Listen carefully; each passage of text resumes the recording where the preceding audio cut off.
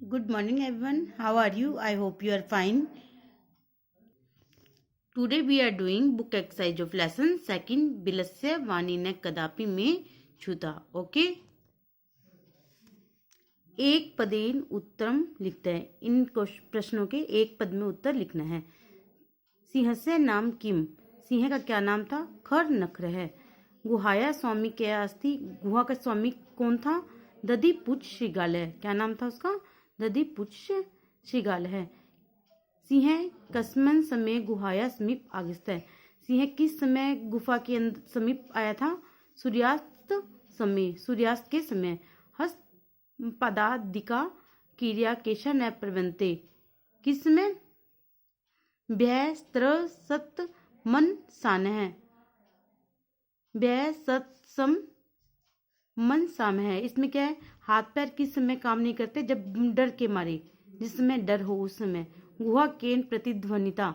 गुहा किस समय प्रतिध्वनि की? गुहा में. उच्च गर्जनेन यानी जोर से गर्जने पर. ओके. अब देखिए क्वेश्चन आंसर. पूर्ण वाक्यन उत्तर है. ओके. खर नखर कुत्र प्रति वस्ती समय. खर नगर कस्मिन कसी मस्जिद वने प्रति वस्ती समय. किसी एक वन में रहता था. महती गुफा दृष्ट्वा सिंह किम अचिंत्यते. महती गुफा दृष्ट्वा सिंह अचिंत्य. गुफा को देखकर शेर ने सोचा कि नूनम एतस्या गुहाया रात्रो कोई जीव आगच्छति. कि शायद इस गुफा में रात्रि में कोई जीव आता होगा. अतः अत्रैव निगूढ़ो भूत्वा तिष्ठामि. इसलिए मैं यहाँ पर रुककर इसकी प्रतीक्षा करता हूँ. इति. श्रीगाल है किम अचिंत्य. श्रीगाल ने क्या सोचा? श्रीगाल है अचिंत्य. श्रीगाल ने सोचा अहो विनिष्टोस में नूनम अस्मन बिले सिंह अस्ति इति तर्क्यामि. कि शायद इस वन में इस जो बिल है इसके अंदर सिंह है यानी शेर यहाँ पर रुका है. तत् किम करवानी. अब मैं क्या करूंगा? श्रीगाल कुत्र पलायती. श्रीगाल कहाँ गया? श्रीगाल दूरम पलायती. दूर चला गया. गुहा समीप मागत्य श्रीगाल की पश्यति. गुहा के समीप श्रीगाल ने क्या देखा? मम आह्वान श्रुत्वा स बिले प्रविश्य में भोज्य भविष्यति इति विचार्य सिंह श्रीगाल से आह्वान करो. कि मेरे आवाज को सुनकर शायद बिल में वो प्रवेश कर जाए. इसलिए क्या होगा? यह विचार करके सिंह ने श्रीगाल का क्या किया? हाँ, प्रवेश आह्वान किया यानी कि उसको विचार किया. क्या शोभते. क्या शोभते. अस्या कथाया श्रीगालस्य चातुर्य निरूपते. इसमें जो श्रीगाल की चातुर्य है वो इसमें बताई गई है. ओके. अंडरस्टैंड. रेखांकित पदानी आदृत्य प्रश्न निर्माण कुरुते. इसमें आपको प्रश्न का निर्माण करना है. जो रेखांकित पद है उसका. शुद्ध आता है सिंह कुत्रापि आहार न प्राप्तान. जो भूखे सिंह था उसने आहार नहीं मिला. इसमें शुद्धार्थ के लिए क्या आएगा? की दिश है. दधि पूछे नामे श्रीगाल गुहाया स्वामी आस्ति. किस नाम का श्रीगाल गुफा में रहता था? इसके लिए क्या आएगा? किम. किम नामे श्रीगाल गुहाया स्वामी आसित है. ऐशा गुहा स्वामिन है सदा आह्वान करोति. ऐशा गुफा कस्य सदा आह्वान करोति. व्यय सत मनसा हस्त पदादिका क्रिया न प्रवेशते. व्यय सत मनसा की दिशा. यहाँ पर क्या आएगा? की दिशा क्रिया न प्रवेशते. आपको ये पूरी लाइन राइट करनी है. इसकी जगह यहाँ पर अंडरलाइन है, उसकी जगह आप क्या राइट करो? की दिशा. आपको ऐसा नहीं है सिर्फ अंडरलाइन है की दिशा लिखोगे. नो, पूरी कंप्लीट लाइन तो यहाँ पर आपको राइट करनी है. अब आवानिन श्रीगाल है बिले प्रविष्टि सिंह से भोज्य भविष्यति. आह्वानेन श्रीगाल है कुत्र प्रविष्टि सिंह से भोजन भविष्यति. ओके. अंडरस्टैंड. और ये क्वेश्चन है ये छोड़ो. नेक्स्ट देखिए. इसमें यथा निर्देश मूर्त. एका महती गुहा दृष्ट्वा स अचिंत्य अस्मन् वाक्ये कति विशेषण पदा संख्या सह पदानी अपि लिखता है. इसमें आपको बताना है कितने विशेषण पद है, कितने संख्या पद है ये आपको बताने हैं. अस्मन् वाक्य द्वे विशेषण पद में.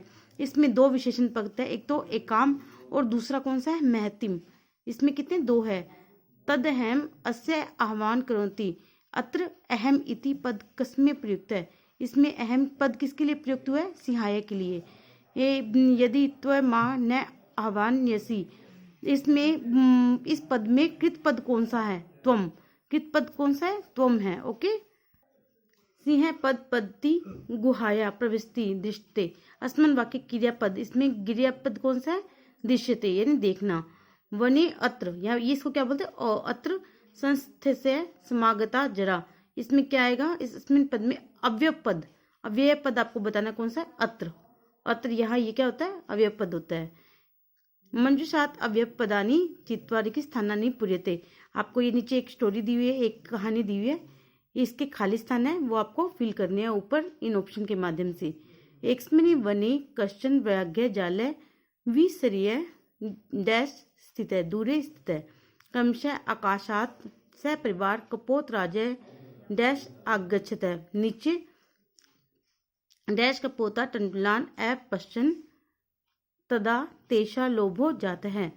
परम राजा सहमत नासित तस्य युक्ति आसीत्, यदि वने कोऽपि मनुष्य नास्ति कुत तंडुलान संभवतः। त्रयी परम राज्ञा उपदेशम अस्वीकृत कपोता तंडुलान खादितु प्रवृत्ता जाले च न पतितः, अतः उक्तम सहसा विद्धित न क्रियाम है।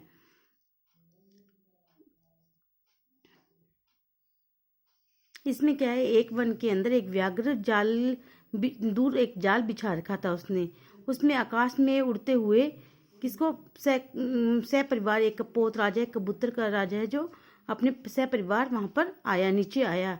यदि कपोत जो कबूतर है वो तंडुलान के चावल को देखता है, क्योंकि जो जाल बिछाया होता है उसमें क्या होता है? चावल बिखरे होते हैं। टंडुलान एस्पेशन तेषा लोभ हो जाता, और उनको चावल को देखकर उनके मन में क्या आ जाता है? लोभ आ जाता है। परम राजा सहमत नास्ति, लेकिन उनका जो कबूतर का जो राजा था वो उससे सहमत नहीं हुआ। तस्य युक्ति आसित, इसलिए उन्होंने एक युक्ति लगाई, यदि वे वन में कोई मनुष्य आता है खुद तंडुलान संभत है, तो वास्तव में वहाँ पर जो तंडुलान है वो वहाँ पर होंगे। त्रही परम राज्ञ उपदेशम अस्वीकृत्य कपोता तंडुलान खातु प्रवृत्ता जाले च निपति, यदि उनके उपदेश से क्या क्या उन्होंने क्या क्या अस्वीकार कर दिया और वो तंडुलान यानी चावल को खाने शुरू कर दिए, उससे क्या हुआ? वो उनको जो जाल था, जाल सहित ही उड़ गए। अतः उक्तम सहसा विद्वती न क्रियाम, कि अतः जो उक्ति कही गई होती है उनको ध्यान में रखना चाहिए। विद्वित न क्रियाम, उनको ध्यान में रखना चाहिए जो उक्ति उन्होंने कही थी। Okay, understand? आई होप आपको ये लेसन अच्छे से समझ में आया होगा। आप इस लेसन को अच्छे से रीड करिए, वर्क कीजिए। Okay, thank you, have a nice day.